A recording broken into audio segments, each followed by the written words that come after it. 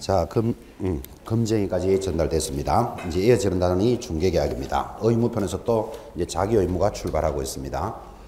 여러분 공지사항입니다.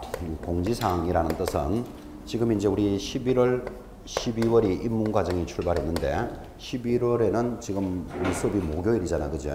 목요일에서 정상적으로 지금 4주차가 진행됩니다. 근데 12월 달 달력을 제가 보니까 정상적으로 4주차가 나오는데 12월 25일이 여기 딱 걸립니다. 그래서 이게 크리스마스잖아 지금, 그죠? 그런데 여러분 또 지금 입문 과정에서 크리스마스 날까지 와서 수업합시다 하는 건 조금 그런 것 같아서 다음 12월부터는 더하기 1시간씩 더 하겠습니다. 그럼 요 날은 별도로 안 와도 되겠죠, 그죠? 이게 오히려 도움되지. 20일 나오세요 하는 것보다 낫죠, 그죠? 그래서 12월에는 1시간씩 보강 수업을 계속 진행하겠습니다. 그러면 이제 이달은 관계없고 11월은 정상적으로 지금 가니까 개인적인 스케줄도 좀 체크하시고 또 12월에는 수업은 1시 50분까지 가야 되겠구나. 요거 기억하시기 바랍니다. 또 특히 뭐 크게 기억 안 하셔도 됩니다. 12월에 와서 그냥 열심히 수업하다 보니까 자연스럽게 1시간 더 하겠죠. 별도로 하지 말고. 그렇게 해서 12월 수업은 그렇게 크리스마스가 있기 때문에 특별히 1시간씩 더 하는 걸로 그렇게 하겠습니다. 참고하시기 바랍니다.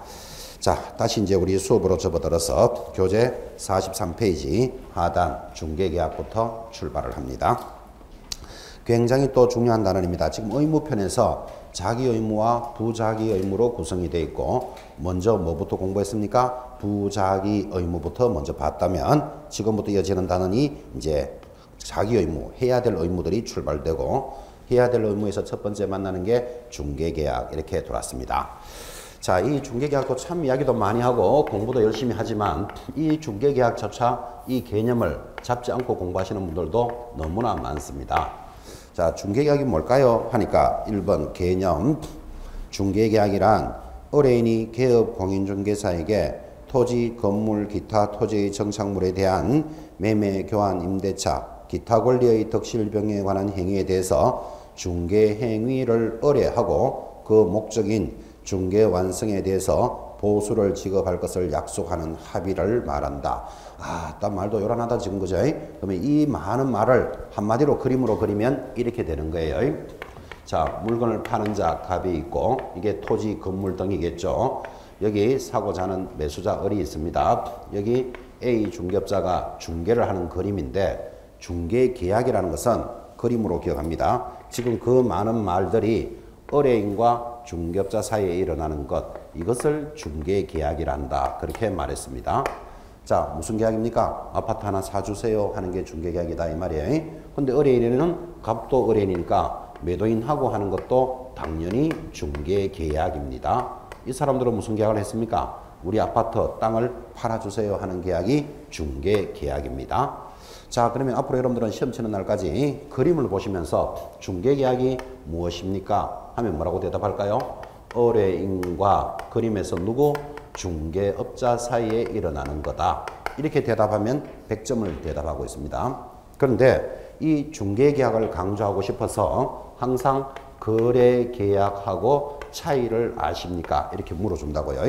그러면 거래계약은 뭘까요? 하면 갑과 을 사이에 일어나는 것을 거래계약이다 그럽니다. 이 두 사람이 무슨 계약을 하고 있습니까? 내가 1억에 팔겠다 하니까 1억에 사겠다. 이를 거래계약이라 부릅니다. 자, 그러면 굳이 적어라. 이렇게 적으라면 거래계약은 그림을 보면서 누구와 누구 사이? 의뢰인과 의뢰인 사이에 일어나는 거다. 또는 매도인과 매수인 사이에, 임대인과 임차인 사이에 일어나는 거다. 이렇게 대답하면 되겠죠. 자, 그러면 이제 그림으로 이 단원을 익혀 나가셔야 됩니다. 지금 이렇게 전달했는데 지금 밖에 나가서 여러분들한테는 지금 이 정도로 그림으로 전달되었고 또 이해 못할 내용도 충분히 아니잖아, 그죠?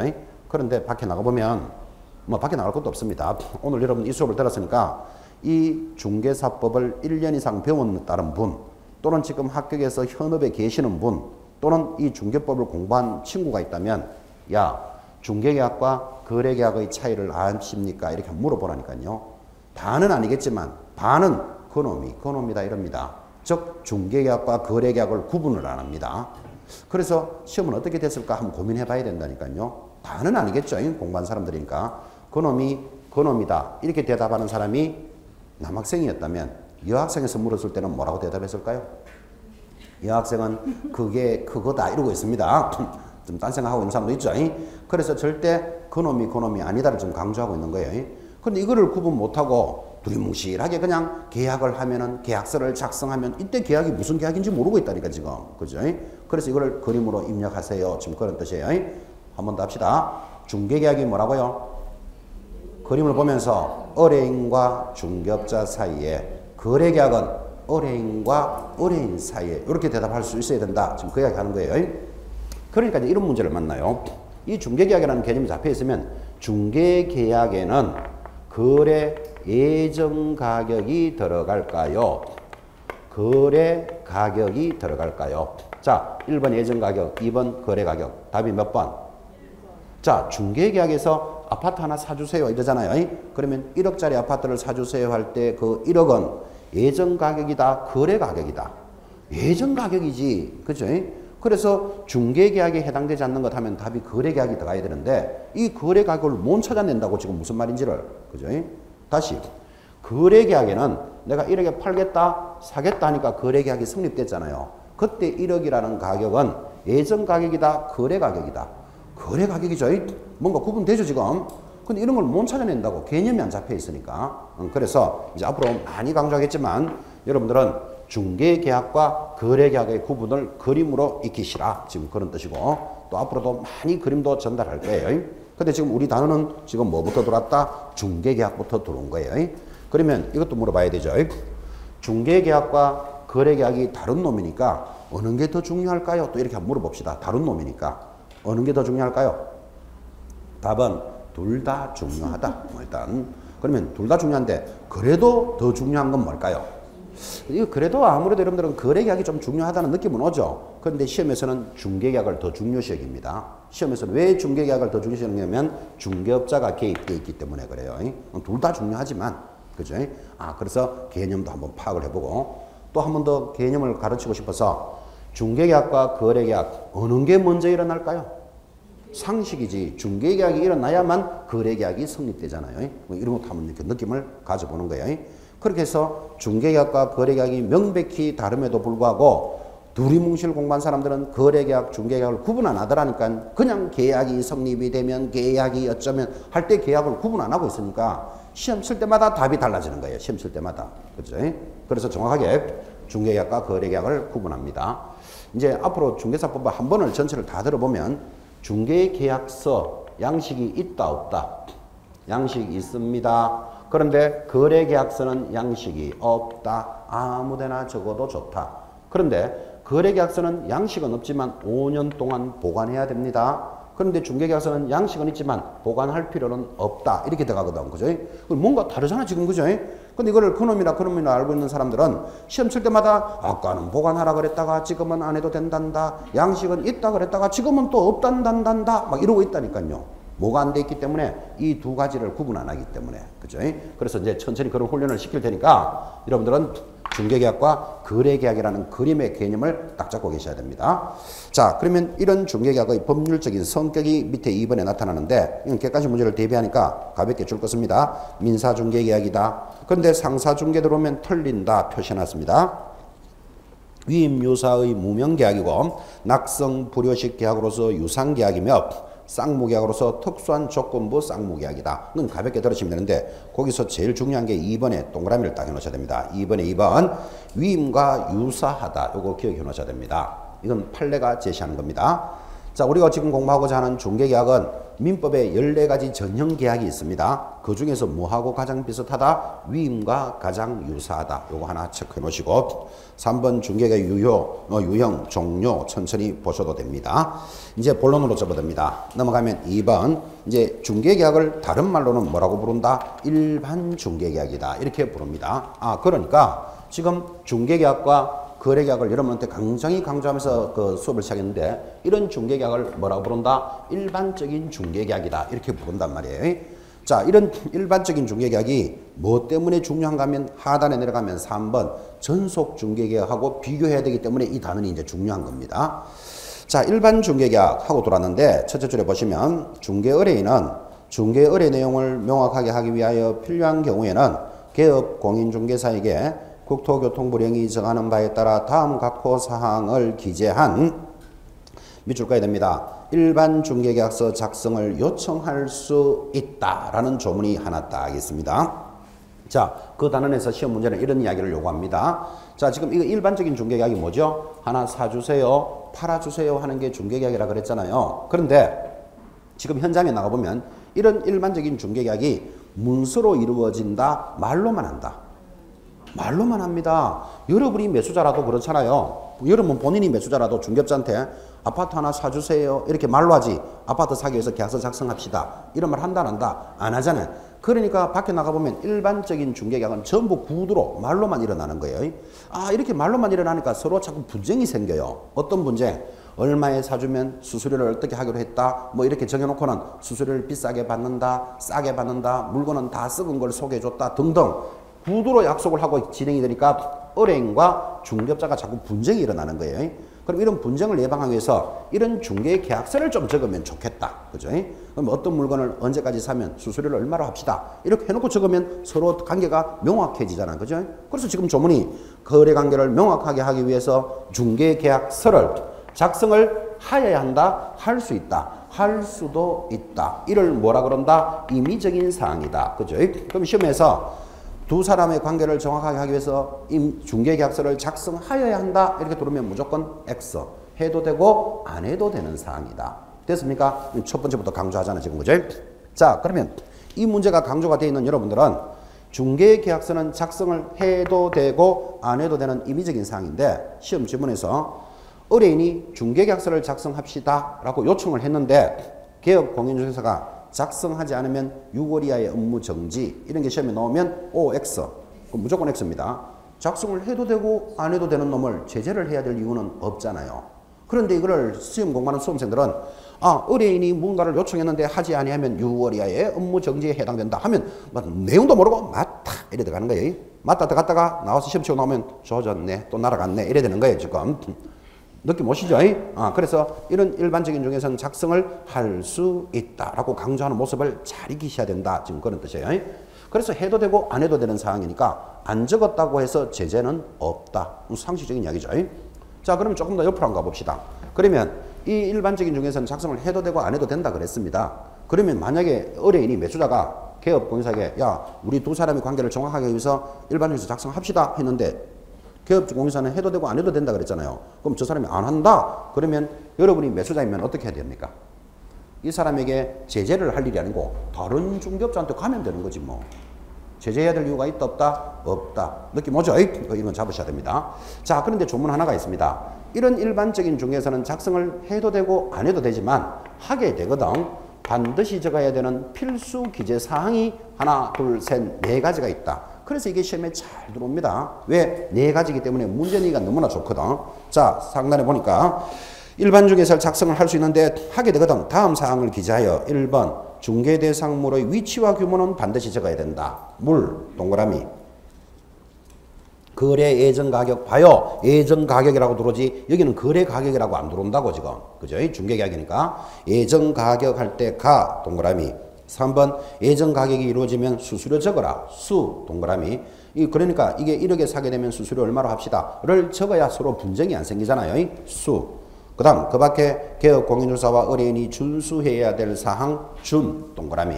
자, 그래서 앞으로 일반적인 중개계약서는 작성을 해도 되고 안 해도 되지만 반드시 기재해야 되는 것이 물가 수준을 반드시 기재해야 되는구나. 이렇게 기억합니다. 자, 반드시 기재해야 될 게 뭐라고요? 물가 수준은 반드시 기재한다. 그런데 이 네 가지에다가 이런 문제가 들어가겠죠. 공법상 제한사항을 적어야 된다. X. 취득에 따른 조세를 반드시 중개계약서에는 적어야 된다. X. 이렇게 나오는 것들이 준비가 되어 있다니까 지금. 그죠? 그래서 일반적인 중개계약서는 작성을 해도 되고 안 해도 되지만 하게 되거든 반드시 뭐를 기재해야 된다? 물가 수준은 반드시 기재해야 된다. 지금 들어놓습니다. 물가 수준 이런 거 됐고, 자, 그러면 이제 일반적인 중에서 요청 거부 내려가면 작성을 해도 되고 안 해도 된다고 설명했습니다. 내려가면 3번 양식이 있느냐 없느냐에 따라서 표준 서식이죠. 국토장관은 일반 중개계약의 표준이 되는 서식 별지 14호 서식을 정하여 사용을 권장할 수 있다. 아, 그래서 법정 서식은 있다는 뜻이에요. 자, 14호 서식은 있지만 꼭 작성할 필요는 없다. 여기까지 공부한 거잖아. 지금 그죠? 양식은 있습니다. 자, 이제 들어가면 3번 전속 중개계약입니다. 이제 이게 중요하기 때문에 일반 중개계약을 이렇게 서론을 그런 겁니다. 자, 그러면 전속 중개계약 옆에다 별표 해놓고 그냥 별표만 하면 안 돼요. 별 100개를 그려야 돼. 별 100개. 별 100개라는 말은 100% 나온다 이 뜻이에요. 시험에 빠진 게 없으니까. 별 100개를 그리시라 할 정도로 중요한 전속 중개계약이 지금 들어왔습니다. 별 100개 그리세요 하니까 됐다. 막 공부도 하기 싫은데 별이나 그리자. 계속 100개 그리고 있으면 안 되고 이래가지고 100 이렇게 딱 적어놔야 된다고. 별표 100개입니다. 100개. 자, 그래서 100% 출제되는 단원이 전속 중개계약인데 이때 여러분이 배운 게 있습니다. 중개계약은 배웠잖아요. 중개계약이 무슨 뜻이죠? 의뢰인과 중개업자 사이에 일어나는 거다. 근데 여기에 글자가 더 붙어서 전속 중개계약이다. 이렇게 돌았단 말이에요. 그럼 이게 무슨 뜻일까요? 하니까 밑에 설명해 놨습니다. 제일 하단. 중개 의뢰인은 중개 대상물의 중개를 의뢰함에 있어서 특정한 기업 공인중개사를 정하여 특정한의 동그라미. 이 단어를 꼭 기억하시고 특정한 기업 공인사를 정하여 그 기업 공인중개사에 한하여 당해 중개대상물을 중개하도록 하는 전속 중개계약을 역시 체결하여야 한다, 할 수 있다. 할 수 있다. 이거 하여야 한다라고 들으면 틀립니다. 하여야 한다에 X 딱 표시해 놓으셔야 돼요. 밑에다가. 그러니까 전속 중개계약은 굉장히 중요하다. 이렇게 강조하니까 반드시 해야 되는갑다. 이런 생각을 많이 한다니까요. 할 수 있다. 결국은 아무리 중요한 전속 중개계약도 해도 되고 안 해도 되는 사항이다. 이거 잡으셔야 됩니다. 자, 그러면 지금 읽었던 것을 그림으로 또 그려볼까요? 그림으로 그리면 그림은 오래 좀 눈에 남기 때문에 자꾸 그림을 그립니다. 이런 이야기를 하고 있습니다.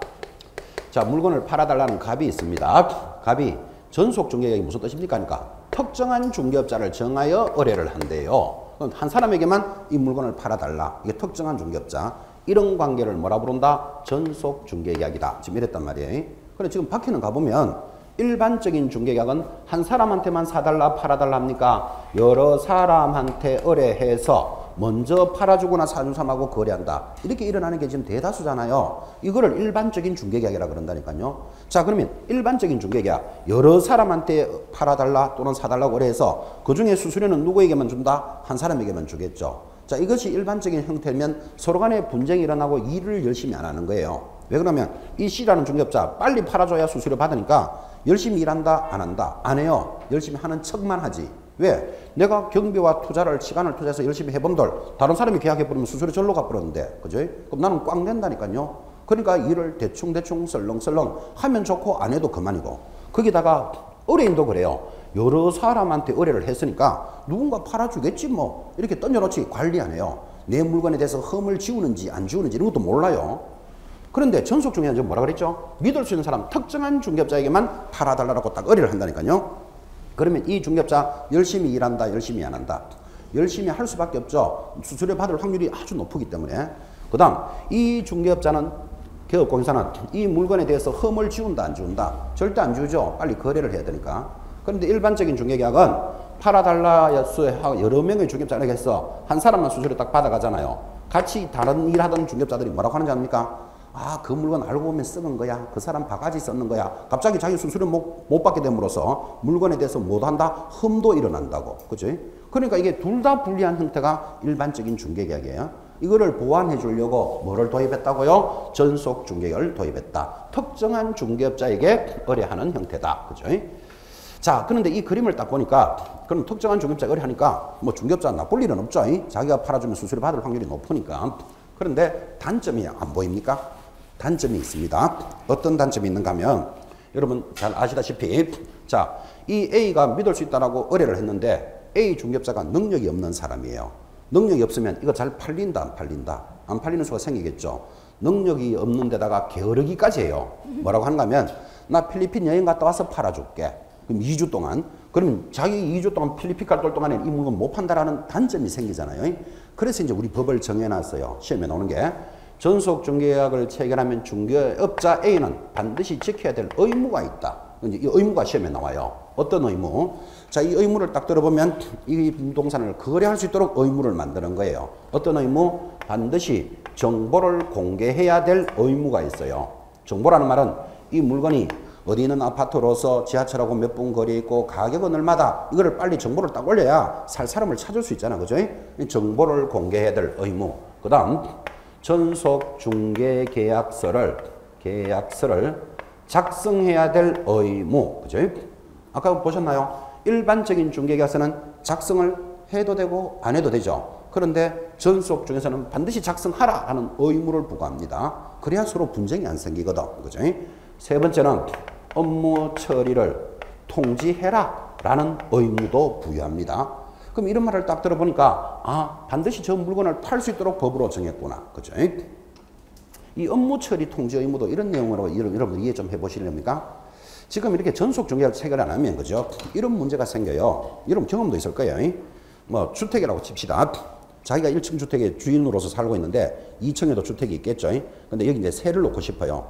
근데 세가 잘 안 나가. 잘 안 나가면 여러분이 뭐 세를 놓는 임대인, 집주인이라면 당연히 동네 공인중개사 사무실에 가겠죠. 자, 우리 그 방 두 칸에 보증금 얼마에 월세 얼마씩을 좀 내주세요. 이렇게 의뢰했겠죠.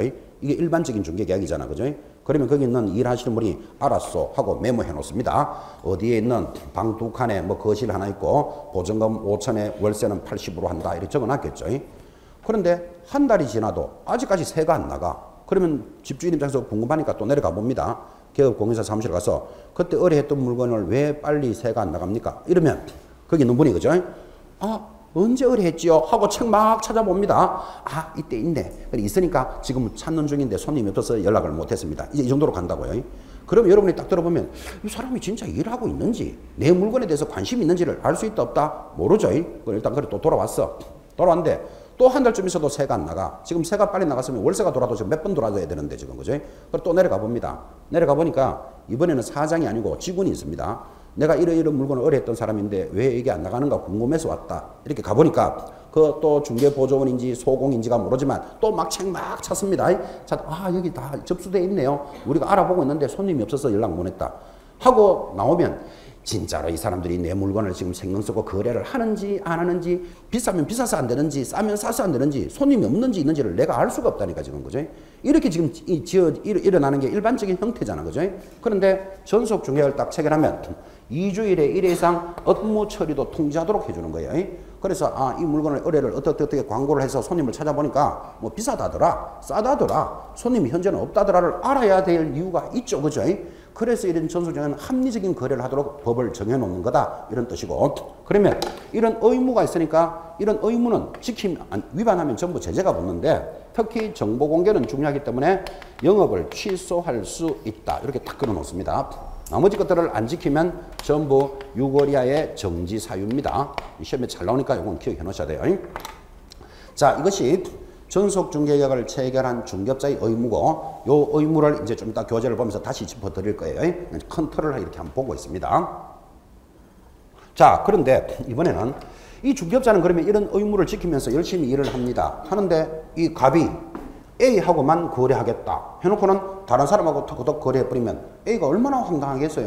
그럼 그럴 수는 없는 거잖아요. 그래서 서로 간에 합리적인 게임이 되려면 의뢰인은 갑에게도 의무가 있어야 돼요. 그래서 이 사람은 무슨 의무가 있다? 첫째, 위약금을 지불해야 될 의무가 있어요. 그 위약금이 뭔데? 하고 물으면 A가 아닌 다른 개업공인중개사와 하게 되면, 다른 개업공인중개사와 거래하면 약속 위반이다. 이해하시겠죠? 그죠? 니하고만 하겠다 해놓고 다른 사람 하면 약속 위반이다.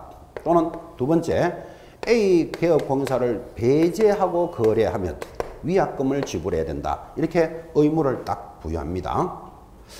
A 중개업자를 배제한다라는 취지는 또 이렇게 한번 설명해 볼까요? 이 A 중개업자가 저 물건을 거래하기 위해서 정보도 공개하고 의무를 지키면서 열심히 일을 하다가 손님을 하나 찾았습니다. 뭐 P라고 합시다.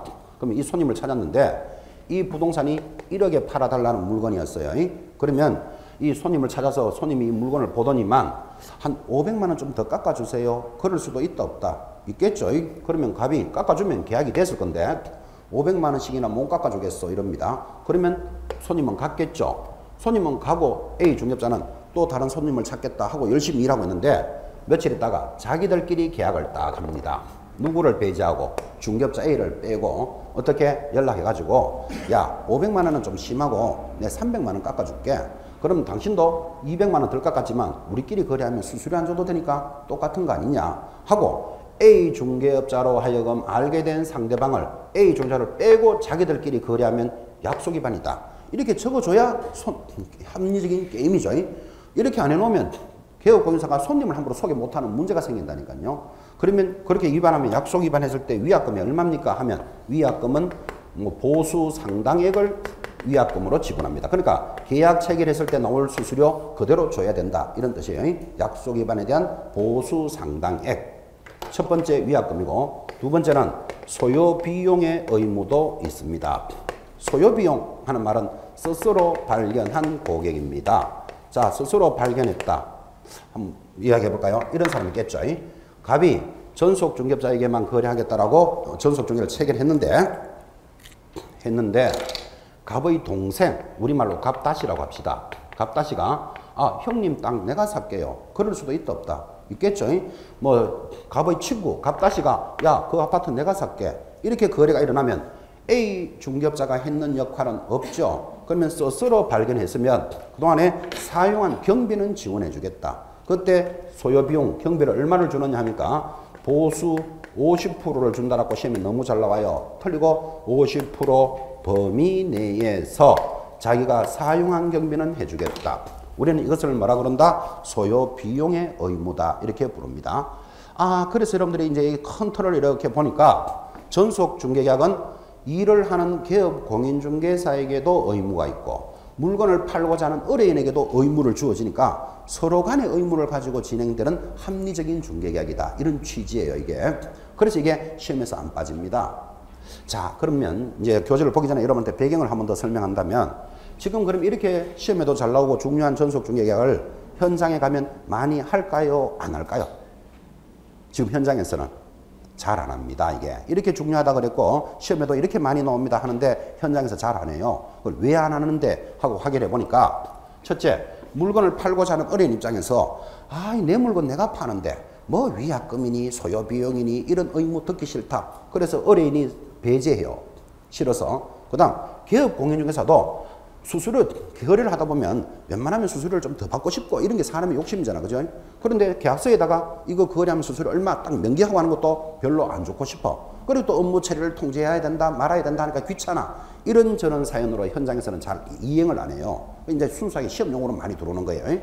그런데 이게 또 세월이 많이 바뀌었어요. 지금 이게 도입된 지가 15년이 됐기 때문에 지금 강남 같은 데는 그죠? 젊은 공인중개사들은 만나서 밥 먹으면서 그죠? 어떤 이야기를 하냐면 야, 너는 이달에 전속 중개계약을 몇 건 했냐? 이런 것들이 대화 상대예요. 그럼 예를 들어서 이달에 전속 중개계약을 5건 체결했다. 만약에 이렇게 말하면 5건에 대해서 대체적으로 수수료가 얼마 들어올 것이라는 게 예측이 되죠. 그러면 그 예측이 되니까 이달에 들어올 수입은 얼마니까 광고비 어떻게 쓰고 이 경영에 대해서 합리화가 일어나는데 이런 일반적인 중개계약을 저희 다 체결을 하니까 이달에 한 건 할지 안 할지 10건이 들어올지 20건이 들어올지 모르니까 이 영업이라는 게 합리적인 경영이 안 이루어지는 거예요. 그래서 지금 강남에 있는 젊은 공인사들은 이제 드디어 전속 중개 또 많이 체결해요. 그러니까 여러분들도 현장에 나가시거든. 어떤 분이 우리 아파트 팔아주세요. 또는 땅을 하나 사주세요 하고 오면 내하고 전속 중개를 체결할 수 있습니까? 하면 나는 이런 의무를 지킵니다. 그리고 당신도 내가 불능할 돈에 만약에 약속을 위반하면 이렇게 만약에 서로 발견하게 되면 거래는 하되 소요 경비는 지원해야 된다 하고 서로 간에 계약서를 딱 적어놓고 하는 게 앞으로 여러분들이 해야 될 일이에요. 그래서 이게 시험에 잘 나와요. 그래서 의뢰가 딱 됐는데 이달에 전속 중개를 5건 체결했다. 그럼 대체적으로 들어올 수수료가 얼마다라는 게 느낌이 오잖아 지금. 그죠? 그러면 광고를 어떻게 해서 내가 어떻게 영업을 해야 되겠다는 합리적인 경영이 일어나게 됩니다. 그래서 앞으로 여러분들도 이렇게 이론으로만 배우지 말고 나도 나가면 전속 중개를 꼭 의뢰인하고 해봐야 되겠다. 이런 의식도 좀 가지셔야 됩니다. 자, 이제 이렇게 이야기했던 것을 교재로 확인합니다. 오른쪽 45페이지 올라가면 자, 계약이 체결되면 이때 계약이라는 게 무슨 계약이죠? 중개계약입니다. 거래계약 아닌가 하는 느낌 오죠? 지금 전속 중개계약 파트니까. 계약을 체결하고자 할 때는 전속 중개계약서를 사용하여 체결하여야 하고 이를 몇 년 동안 보존해야 된다? 3년간 보존하라 라고 법에 정해져 있습니다. 옆에다가 위반시 적습니다. 그리고 3년 보존 안 하면 6월 이하의 업무 정지입니다. 내려가면 정보가 중요하다 그랬습니다. 정보 공개를 해야 되는데 며칠 내로? 7일 내로. 7일에 동그라미. 부동산 거래 정보망 또는 이렇게 나가니까 부동산 거래 정보망 앞에 1번 달고 또는 일간신문 앞에 2번 답니다. 당해 중개대상물에 관한 정보를 공개해야 한다. 옆에다가 위반시. 자, 정보 공개해야 한다라고 들어오는데 위반하면 제재가 뭘까요? 상대적 취소 사유. 볼 때마다 자꾸 기록해 놓으셔야 돼요. 이거. 영업을 취소할 수 있다. 그런데 또 3번도 중요합니다. 2번 정보 비공개 의무. 자, 의뢰인이 정보의 비공개를 요청한 경우에는 이를 공개하여서는 아니 된다. 이것도 시험에 자주 올라오는데 하여서는 아니 된다. 옆에다가 역시 위반시. 위반시 뭘까요? 정보만 들어오면 자동으로 뭐다? 상대적 취소 사유예요. 자, 지금 정보를 반드시 공개하라 그랬는데 의뢰인이 이런 정보는 공개하지 마세요라고 비공개를 요청하면 공개하여서는 아니 된다. 이렇게 들어왔잖아. 그죠? 취지가 이런 거죠. 자, 예를 들면 이 수원에 있는 과수원이다 칩시다. 수원에 있는 과수원 5,000평을 팔아달라. 이렇게 들어왔어요. 자, 그런데 이 갑이 그죠?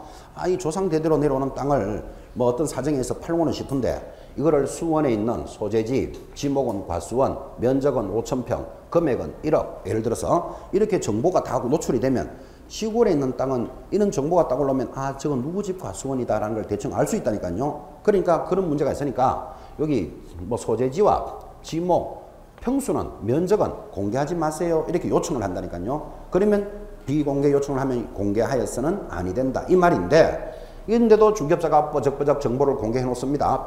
뻐적뻐적 공개를 떡 해놓으면 이 갑의 앞집 사람이 지나가다가 그럽니다. 야, 갑아, 과수원 팔려고 내놨다면서 서울에 있는 딸이 사고 쳤냐? 이런 말을 들으면서 스트레스 확 오기 시작한다니까 지금 그죠? 그래서 집은, 지목, 면적은 공개하지 마라 그랬잖아요. 앞집 사람은 딸 걱정하죠. 이 갑의 뒷집 사람은 지나가다가 야, 과수원 팔려고 내놨다면서 서울에 있는 아들이 드디어 바다 이야기에 출근하기 시작했나? 이런 말 한번 들어볼랍니까? 그러니까 그런 게 스트레스 받자는 거죠. 그래서 의뢰인이 비공개를 요청하면 공개하여서는 아니 된다라는 취지예요. 그런데도 뻐적뻐적 공개하면 제재가 뭐다? 상대적 취소 사유다. 지금 그런 취지를 이야기하고 있습니다.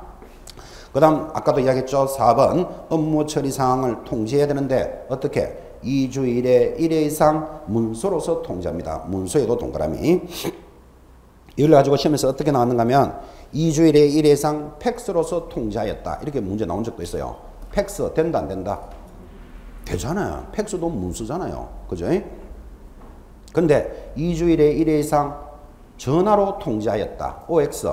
X. 전화를 하는 건 구두라고 봐야 되겠죠.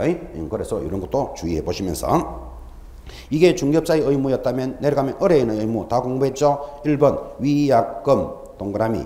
쭉 내려가면 2번 소요 비용의 지불 의무가 있는데 비용이 얼마입니까? 하니까 수수료 50% 이라면 틀린다 그랬죠. 수수료 50%에 해당하는 금액의 범위 안에서 지급합니다. 딱 50% 주는 거 아니다. 지금 이것을 강조하고 있습니다. 체크하시고 넘어가면 협조 의무 됐고 이제 제일 중요한 게 4번 공개할 정보가 그러면 뭡니까? 여기로 들어왔습니다. 4번에 별표 딱 해놓고 자, 이 정보를 반드시 공개해야 된다는데 공개할 정보가 뭘까요? 정보가 뭐냐 하니까 거기 1, 2, 3, 4, 5, 6, 7을 들었고 시험에서 거의 빠진 적이 없습니다. 근데 양도 굉장히 많죠. 자, 오늘 이래 따라갑니다. 1번 중개대상물의 종류, 소재지, 지목, 면적, 건축물의 용도, 구조, 건축용도 등을 공개하는데 하도 말이 많으니까 제일 앞에 중에다가 일단 동그라미. 자, 여러분은 일단 중만 딱 기억하시면 돼요. 중. 그 다음 2번 벽면과 도배의 상태, 도 동그라미. 수도, 전기, 가스 등 시설물의 상태, 수 동그라미. 앞으로 여러분은 수만 보면 뭐만 찾아내면 된다? 수도만 찾아내면 나머지 전기, 가스는 저절로 시험에서 다 올려줍니다. 수. 4번 도로와 대중교통수단과의 연계성, 도 동그라미. 그러니까 이 아파트는 18m 도로를 끼고 있고 지하철하고는 5분 거리에 있습니다. 이런 교통사항도 공개해라. 또 5번째 소유권, 전세권, 저당권 등의 권리관계도 공개하는데 소 동그라미. 그런데 갈로 열고 인적사항은 공개하여서는 아니 된다. 해마다 시험에 나왔습니다. 인적사항에 줄 딱 꺼놓고 이런 이야기입니다. 자, 이 아파트는 농협의 대출이 3천만 원이 설정되어 있는 물건입니다. 이런 게 저당권이 권리잖아. 그죠? 이런 것들을 공개해줘야 이제 물건을 살살이 몰 건데 쓰잘데없이 소유자가 돌싱입니다. 이런 건 공개하지 마라 이 말이에요. 돌싱이기나 그냥 싱이기나 하여튼. 그래서 인적사항은 공개하여서는 아니 된다. 여섯 번째, 공법상 제한사항 공 동그라미. 여기는 토지 투기 지역입니다. 또는 분양권 전매를 제한하는 지역입니다. 이런 공법상 사항도 있으면 공개하라 공. 그리고 마지막 중개대상물의 예정 가격 예 동그라미 공시지가 공 동그라미. 그럼 예 공을 공개하는데 단 임대차의 경우에는 당연히 공시지가는 공개할 필요는 없다. 그죠? 새 사는 사람한테 공시지가 얼마인가는 큰 도움은 안 되겠죠. 자, 그러면 공개해야 될 정보, 지금 그 양 많은 것을 시험 치는 그날까지 여러분들은 이렇게 갈 겁니다. 정보가 뭡니까 하면 지금 동그라미 한 겁니다. 중, 도, 수, 도, 소, 공에 예, 공을 공개하라. 지금 이렇게 따라왔고, 이제 지금부터 마르고 딸토록 공부할 거니까 정보하면 여러분들은 중, 도, 수, 도, 소, 공의 예공을 공개한다. 그렇게만 기억하면 됩니다. 자, 그리고는 이제 앞으로 이렇게 가겠죠. 중이 뭡니까 하니까 중개 대상물만 찾으면 돼. 그러면 소재지 지목 면적은 시험에서 올려준다 그랬잖아요. 도가 뭡니까? 도배를 기억해라. 그래서 도에 동그라미 한 거예요. 도배만 딱 잡아내면 벽면의 상태 올라옵니다. 수도입니다. 수도를 찾아냈으면 저절로 붙는 말이 뭘까요? 전기, 가스는 자동으로 올라온다니까요. 그러니까 이 아파트는 뭐 중앙집중식이다, 개별난방식이다, 기름보일러다 이런 수도, 전기, 가스 등의 시설. 도는 도로입니다. 18m 도로를 물고 있고 지하철하고 몇 분 거리에 있다. 도로 등. 소유권 탁 찾아내죠. 소유권 등의 권리관계, 소유권만 찾아내면 전세권, 저당권, 임차권은 저절로 올라온다니까요. 그런데 중요한 것, 인적사항은 공개하여서는 아니 된다. 그죠? 공법상 제한사항. 공만 보면 공법만 기억합니다. 공법. 그리고 얘가 예정가격 공은 공시지가인데 공시지가도 임대차일 때는 할 필요는 없다까지 지금 본 거예요. 그죠? 그렇게 해서 여러분들은 앞으로 공개할 정보가 무엇입니까? 하면 시험 치는 날까지 노래를 중, 도, 수, 도, 소, 공에 예공을 공개한다. 이렇게 갈 겁니다. 되겠습니까? 이제 천천히 따라갑습니다. 스트레스 받을 필요 없고 내려가면 유효기간은 3월로 한다. 밑에 됐고 자 오른쪽에 하단에 6번 위반시 제재도 아까 다 이야기했죠. 상대적 임의적 취소 사유에는 정보공개라는 말이 딱 들어간다니까요. 그 정보공개가 상대적 임의적이고 나머지 것들은 전부 다 무조건 눈 감고 6월에 업무 정지입니다. 자, 이렇게 해서 이제 전속중개계약이라는 개념이 하나 잡혔다면 오른쪽이 부동산 거래 정보망 탁 들어오잖아요. 이 부동산 거래 정보망은 전속중개계약하고는 짝입니다. 그래서 지금부터 수업하는 부동산 거래 정보망은 짝이다 그랬습니다. 짝이다. 이 말이 무슨 말인고 하니까 전속중개에서 반드시 한 문제 나온다 그랬죠. 거래 정보망 한 문제 냅니다. 두 문제 나왔죠. 두 개를 섞어서 한 문제 냅니다. 그러면 합이 몇 문제? 3개가 나오는 단원입니다. 우리 중개사법에 40문항이 출제되는데 여기에서 3문제쯤 나온다. 그러면 거의 뭐 10%가 나온다. 이런 단원이잖아. 그죠? 그래서 이게 중요한 단원이고 짝입니다. 그래서 전속중개계약이 탁 들어오면 여러분 저절로 부동산 거래 정보망이 연결이 되어 있어야 돼. 그래서 이 수업은 잘라서 하지 않는다니까. 반드시 붙어야 되기 때문에. 다시 전속중개계약 하면 뭐를 기억하라고요? 부동산 거래 정보망 이렇게 짝으로 기억해야 된다니까요. 이 짝이 잘 안 되는 사람이 있죠. 자 다시 애기들하고 여러분들 그죠? 오늘 야 피자 먹자 하면 애들은 무슨 말 할까요? 콜라는 이게 짝이잖아. 그죠?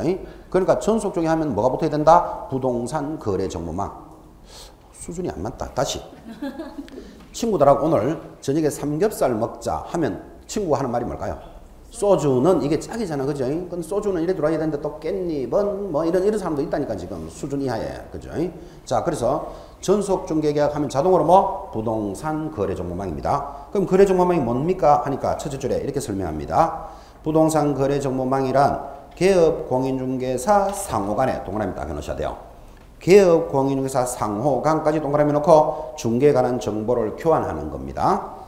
그 말을 또 그림을 한번 그려봅시다. 지금 그 말을 이렇게 그림을 그릴 거고 이 그림은 앞으로 여러분들이 시험 치는 날까지 계속 보게 됩니다. 이 그림이 테레비 같다, 컴퓨터 같다. 컴퓨터입니다. 마우스까지 그렸습니다. 좀 전에까지는 테레비였는데 마우스까지 그려놓고 컴퓨터를 통해서 A라는 개업공인중개사와 B라는 개업 공인중개사 상호 간에 정보를 교환하는 체계다. 이랬습니다. 그럼 정보가 뭔데? 하니까 금방 들으셨잖아요. 중도, 수도, 소공의 예공이라는 정보를 교환합니다. 지금 중도, 수도, 소공 하니까 또 좀 띵하다. 그러면 중이 뭐다? 중개대상물의 소재지, 지번 이런 거잖아요. 그러니까 정보가 뭐 노원에 있는 아파트로서 면적은 30평이고 예정 가격은 뭐 3억인데 뭐 저당은 얼마나 설정됐고 지하철하고는 몇 미터, 학교하고 거리는 몇 미터에 있는 물건이다. 이게 부동산에 관한 정보잖아요. 방금 이야기했던 거. 중도, 수도, 소공이라는 정보를 개업 공인중개사 상호 간에 교환하는 거예요. 이 그림을 자꾸 그리는데 시험에 어떻게 나오는가 하면 개업 공인중개사와 의뢰인 상호 간의 정보를 교환한다라고 너무너무 잘 나오니까 지금 동그라미 해놓은 거예요. 근데 이거를 여러분한테 이렇게 자꾸 그림으로 강조하지만 여러분들은 이렇게 강조해도 생각은 따로 해요. 어떻게 따로 하는가 하면 여러분이 예를 들어서 아파트를 하나 사는 사람이라고 칩시다. 의뢰인. 그러면 중개업자한테 가서 저기 뭐 노원 도봉 쪽에 있는 아파트 하나 구해주세요. 이러겠죠. 그러면 그 중개업자가 기다려보세요 하고는 뭐 아파트 소재지는 뭐 도봉구에 뭐 몇 년짜리 7에서 10년 정도 아파트로서 면적은 30평, 가격은 3억, 그 다음에 뭐 대출은 얼마나 돼 있고 예정 가격은 뭐 얼마짜리다. 이런 부동산에 관한 정보를 이렇게 입력하고 컴퓨터에다가 키가 이렇게 생긴 게 있어요. 이게 무슨 키? 엔터키. 이 정도로 친절한 선생님이에요. 그래서 이런 정보를 넣고 엔터키를 탁 치면 여기에 관한 정보가 쫙 나온다고. 이제 아파트가 뭐 도봉구에 있는 아파트로서 면적은 얼마, 가격은 어떻고 뭐 여기는 지하철하고 거리는 얼마고 이거는 좀 비싸고 요거는 좀 오래된 아파트네 하고 정보가 나오면 의뢰인이 요건 별로고 요걸로 한번 알아봅시다. 이렇게 이어질 것 같은 느낌이 온다고. 의뢰인이 아파트 사주세요 하면 중개업자가 그래 이런 정보를 넣고 이 물건 중에 요거 괜찮습니까? 요거 괜찮습니까? 이렇게 할 것 같지만 이게 아니고 의뢰인이 아니고 중개업자 상호 간에만 정보를 교환한다니까요. 그런데 의뢰인과 중개업자 상호 간의 정보를 교환하는 체계다. 그래 들어가면 틀린다. 지금 그 이야기 하려고 여기까지 간 거예요. 그래서 지금 동그라미 게 뭐다? 개업 공인중개사 상호 간의 정보를 교환하는 체계. 이거를 뭐라고 부른다? 부동산 거래 정보망 이렇게 부릅니다. 그림으로 자꾸 기억해 놓으셔야 돼요, 이거. 자, 그러면 이제 이게 여러분들이 이 그림을 그럼 알아들었다. 그러면 바로 밑에 기능을 저절로 알아야 돼요. 1번, 이런 거래 정보망을 이용하면 첫째, 부동산 시장의 형성 기능을 한다. 동의하시겠습니까? 자, 이렇게 이해해요. 시장에 가면 물건들이 쫙 진열되어 있죠, 지금. 그러니까 여기 들어가면 아파트는 아파트대로, 토지는 토지대로, 공장은 공장대로, 모텔은 모텔대로 물건들이 다 진열이 되어 있으니까 거래 정보망은 시장 형성의 기능을 한다는 말을 알아들어야 된다는 거예요. 2번, 가격의 조정 기능도 합니다. 이 가격 조정이라는 것은 물건이 이렇게 오픈이 딱 되니까 여러분 똑같은 아파트를 어떤 사람은 3억에 팔아주세요. 그러고 어떤 사람은 똑같은 아파트를 5억에 팔아달라고 해요. 그러면 여러분들은 5억짜리 물건은 본다 안 본다? 안 보게 돼 있겠죠. 그럼 내 물건이 왜 안 팔리지? 하고 보니까 대체적으로 3억에 거래를 하네? 그러면 자기 가격을 낮추는다고. 그래서 이 거래 정보망을 이용하면 가격을 조정하는 기능을 한다. 이런 말이 연결되는 거예요. 가격 조정 기능이 있고, 세 번째, 정보를 공급하는 기능이 있고, 옆에다가 당근 이렇게 적어야 돼요. 정보가 공급되어 있잖아. 그죠? 정보를 공급하는 기능 당근이에요. 또 당근을 또 당근이라고 적는 사람 있죠? 당연한 건데. 당근 적은 사람은 또 말밥도 적어요. 갈로 열고 말밥까지 해가지고. 그래서 정보 공급의 기능이 있다. 당근. 이거는 그죠? 네 번째, 공동중개의 수단적 기능이 된다. 동의합니까? 개업공인사 두 사람 이상이 엮어져서 이해하기 때문에 이것을 공동중개 이런 모습으로 갖춥니다. 공동중개의 모습이고, 마지막으로 중개업자들의 조직화 등의 기능을 합니다. 자, 이 특징 객관식 문제가 나올 수 있기 때문에 이걸 설명을 하고 있지만 이거 아니어도 컴퓨터를 통해서 개업공인중개사끼리 정보를 공개하니까 이런 특징이 있구나. 이걸 저절로 알아야 되지. 이걸 막 외워가면서 알아야 될 물건은 아니죠. 지금 교재에는 빠졌지만 시험에 이렇게 나오면 뭐라고 하실래요?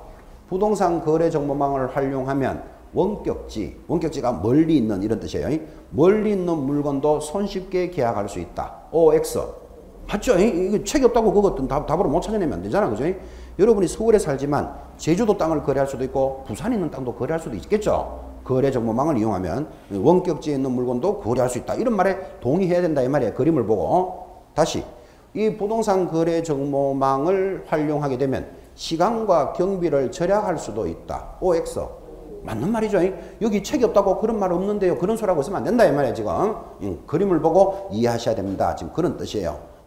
거래정보망은 공인중개사, 개업 공인중개사 상호 간의 부동산에 관한 정보를 교환하는 체계구나. 지금 이 말들을 이해하신 거고. 자, 이제 본론으로 들어가서 2번 내려오면 거래정보사업자의 지정이란 말이 툭 튀어 들어왔습니다. 거래정보사업자 줄 닦았습니다. 이게 뭔가 하니까 1번 내려오면 국토장관의 동그라미 개업 공인중개사 상호 간의 부동산의 매매 등에 관한 정보의 공개와 유통을 촉진하고 공정한 거래 질서를 확립하기 위하여 지금부터 줄 거 봅니다. 부동산 거래 정보망을 설치 운영하는 자까지 줄 것입니다. 이런 정보망을 설치 운영하는 자를 한마디로 뭐라고 부른다? 거래 정보 사업자다 이 말이를 지정해야 된다, 할 수 있다, 할 수 있다까지 줄 것입니다. 자, 다시 주목합니다. 지금 이렇게 컴퓨터를 통해서 개업 공인중개사 상호 간의 정보를 교환하는 게 거래 정보망인데 이런 정보들을 설치하고 운영하는 자가 있다니까요. 이 설치하고 운영하는 자를 뭐라고 부른다? 거래정보사업자다 이렇게 부른다고요. 자, 그러면 이런 정보를 설치하고 운영자 하고 돌았으니까 이거를 좀 잘 이해하고 싶어서 여러분 카페 운영자 이런 말 들어보셨나요? 카페 운영자가 뭐 하지요? 카페 운영자가 카페를 관리하죠. 거기에서 가면 필요 없는 정보도 삭제도 하고 어떤 공지사항 이런 것도 전달도 하고 그게 운영자가 하는 거잖아요. 카페 하나 정도 가입돼 있죠. 무슨 카페? 또 공부하는 카페 말고 뭐 공부하는 카페 아이고 카페 가입돼 있죠. 무슨 카페? 애완견 뭐 이런 취미 동호회 이런 카페 있죠. 거기 운영자 있다 없다? 있죠. 운영자가 뭐를 하죠? 관리하고 올리는 정보도 있으면 공지사항, 회비 내세요, 어떻게 하세요 이런 것들을 하는 게 운영자잖아요. 또 쓸데없는 정보가 들어오면 삭제도 하고 정리하지. 일반인들은 그런 정보를 삭제하고 정리를 못 하잖아, 그죠? 참고로 저는 그 초등학교 이제 동창회 카페에 가입돼 있어요. 그래서 거기 초등학교 카페 운영자는 우리 총무예요, 총무. 총무가 그 카페 운영자인데 주로 올리는 건 뭔가 하면 이달에 회비 안 냈는 놈 누구 지난달에 미납 받는 놈 누구 이런 거 올려놔요. 그리고 뭐 12월 6일 무슨 막년회를 어디서 한다 이 정보 올리는 게 거기 운영자가 하는 거잖아요. 가끔 그런 카페 등에 뭐 비아그라 싼 거 있어 막 이런 정보도 들어오면 그거 삭제하고 정리도 누가 한다? 운영자가 하는 거라. 우리 일반인들은 그걸 정리 못 하잖아요 지금, 그죠? 그러니까 그런 정보를 설치하고 운영하는 자가 카페 운영자가 있듯이 이런 정보를 운영하는 자가 있다니까요. 그런 운영자를 우리는 뭐라고 부른다? 거래정보사업자다. 그러면 거래정보사업자는 이런 정보를 관리하고 중개업자들에게 수수료를 받는 사람이에요. 이해하시겠죠? 그러면 이런 거래정보사업자에서 지금 법조문에서 배운 거 누가 지정한다? 국토장관이 지정할 수 있다. 그랬다고, 그죠? 그래서 앞으로 여러분들은 거래정보사업자는 누구하고만 논다? 국토장관하고만 놀아요. 시도지사 이런 소리하고 있으면 안 된다. 지금 이야기하는 거예요. 그래서 이런 거래정보사업자를 국토장관이 지정할 수 있다. 하단에 가면 지정요건, 이거 천천히 봅시다. 안 바쁘니까.